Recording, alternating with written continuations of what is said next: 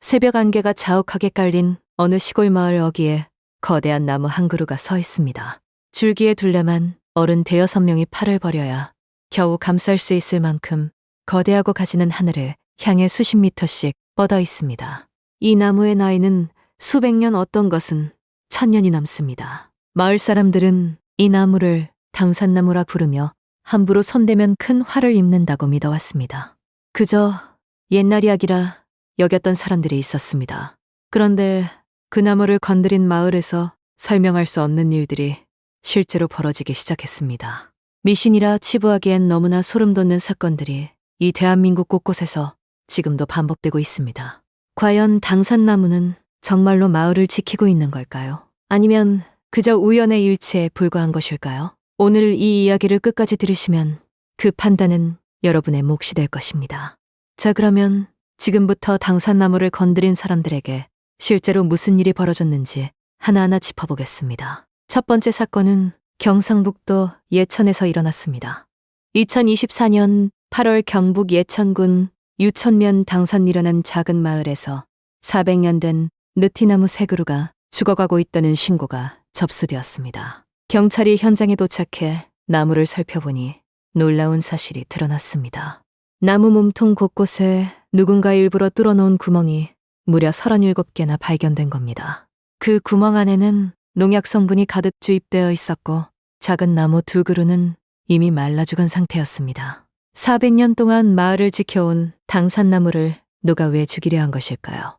범인은 바로 나무 바로 옆에 사는 60대 주민이었습니다. 그는 경찰 조사에서 수십 년간 나무를 관리했는데 나뭇가지와 낙엽이 마당에 너무 많이 떨어져서 자기 집 쪽의 나무에만 구멍을 뚫어 농약을 넣었다고 진술했습니다. 소식이 퍼지자 수십 년째 마을을 떠나 살던 출향인들까지 분노하며 고발장을 제출했고 마을은 발칵 뒤집혔습니다. 낙엽이 귀찮다는 이유 하나로 400년 된 마을의 수호신을 독살한 이 사건은 전국에 큰 충격을 안겨주었습니다. 그런데 이보다 더 소름 돋는 사건이 경상남도 양산에서 먼저 벌어진 적이 있었습니다.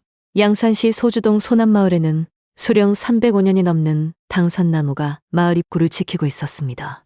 그런데 어느 날 인근 택지 소유자가 나무에 늘어진 큰 다지가 자기 땅이 암자의 조망을 가린다며 마을 주민의 동의 없이 직경 20cm에 달하는 굵은 가지를 잘라버린 겁니다. 마을 어르신들은 큰일이 날 것이라며 벌벌 떨었고 그 불안은 현실이 되었습니다. 가지가 잘린 직후 평소 건강하시던 마을에 70세 노인 한 분이 아무런 전조 증상 없이 갑자기 돌아가셨습니다. 얼마 지나지 않아 중국 출장을 갔던 젊은 마을 주민 한 사람이 현지에서 갑작스럽게 객사하는 일이 또 벌어졌습니다.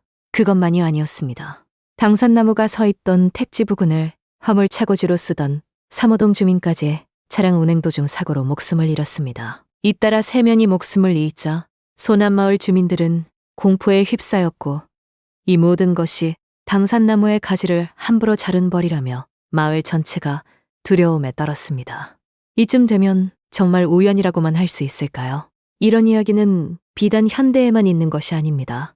충청남도 부여군 내산면에는 1500년의 세월을 버텨온 은행나무가 한 그루 서 있습니다. 백제 성왕이 도읍을 사비로 옮기던 시절 조정의 좌평 벼슬을 지내던 맹씨가 심었다고 전해지는 이 나무에는 소름 끼치는 전설이 있습니다. 백제가 멸망할 때, 신라가 쇠퇴할 때, 고려가 마지막 숨을 거둘 때, 나라에 큰 변고가 생길 때마다 거대한 칡넘쿨이 이 나무를 휘감아 올라갔다는 것입니다. 고려시대에는 은산 순각사의 주제가 이 나무의 큰 가지를 대들보로 쓰려고 베어가다가 급사했고 그 후 사찰마저 폐허가 되었다고 전해집니다. 더 놀라운 것은 극심한 전염병이 온 나라를 휩쓸 때도 이 나무가 서 있는 녹간마을만은 유독 화를 면했다는 기록입니다. 일제강점기에는 한 일본인이 이 나무를 배려했지만 주민들의 거센 저항에 실패했고 광복이 되던 무렵에는 남쪽을 향한 큰 가지가 스스로 부러져 나라의 큰 변화를 미리 알렸다고 합니다. 그래서 지금도 마을 주민들은 매년 정월 초 이튿날이면 이 나무 앞에서 제사를 올리며 마을의 안녕을 빌고 있습니다. 그렇다면 당산나무가 마을을 지킨다는 것은 정말 미신에 불과한 것일까요?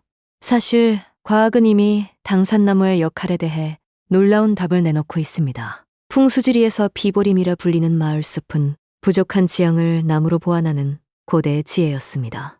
마을 입구에 심어진 당산나무는 첫째로 거센 바람을 막아주고 둘째로 홍수의 물기를 돌려주며 셋째로 외부의 침입을 경계하는 천연 방어벽이었던 겁니다. 실제로 통일신라 시대 최치원이 함양태수로 부임했을 때 위천강의 잦은 홍수를 막기 위해 강가에 인공숲을 조성했는데 이것이 바로 1100년이 넘도록 살아남은 천연기념물 함양상림입니다. 1100년 전에 심은 나무가 지금까지 그 마을을 홍수로부터 실제로 지켜주고 있다는 사실. 이것이야말로 과학이 증명한 당산나무의 힘입니다. 경상남도 남해군 물걸리에도 300년 전 마을 사람들이 바닷바람과 해일로부터 농작물과 집을 지키기 위해 직접 만든 숲이 있습니다. 길이 1500m, 폭 30m에 달하는 이 방조어부림은 지금도 태풍이 올 때마다 마을의 방패가 되어주고 있으며 천연기념물 150호로 지정되어 있습니다.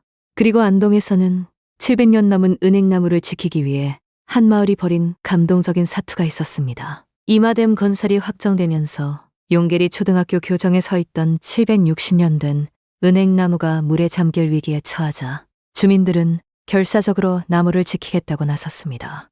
결국 25억 원이라는 어마어마한 비용을 들여 500톤에 달하는 거대한 나무를 15m나 수직으로 들어올리는 세계 최초의 상식공법이 시도되었고 기적적으로 성공했습니다.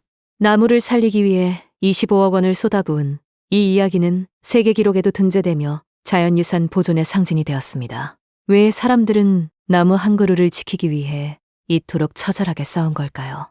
그것은 단순히 오래된 나무를 보존하자는 차원이 아니었습니다. 수백 년 동안 마을의 기쁨과 슬픔을 함께 지켜본 당산나무는 단순한 식물이 아니라 마을 공동체 그 자체의 영혼이었기 때문입니다. 바람을 막아 농작물을 살리고 홍수를 돌려 집을 지키며 전염병 속에서도 마을의 안녕을 지켜준 이 나무들을 조상들은 신이라 불렀습니다. 어쩌면 그것은 미신이 아니라 자연과 함께 살아가는 법을 깨달은 우리 조상들의 가장 지혜로운 언어였는지도 모릅니다. 지금 이 순간에도 대한민국 곳곳의 마을 어귀에는 수백 년 된 당산나무들이 말없이 서서 우리를 지켜보고 있습니다. 낙엽이 귀찮다고 농약을 넣고 가지가 걸린다고 톱을 대는 사이에 우리는 천년의 지혜를 잃어가고 있는 것은 아닐까요? 여러분, 마을 어귀에서 오래된 나무를 만나시거든 한 번쯤 멈추어 서서 그 나무가 지켜온 시간에 대해 생각해 주십시오. 그 나무는 분명 여러분에게도 무언가를 말해줄 것입니다.